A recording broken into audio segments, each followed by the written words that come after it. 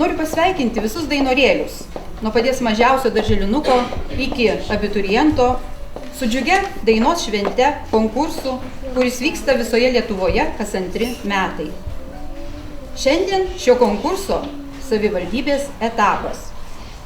Konkurso organizatoriai – rajono savivaldybės administracija, švietimo, kultūros ir sporto skyrius, Janinos Miščiukaitės meno mokykla.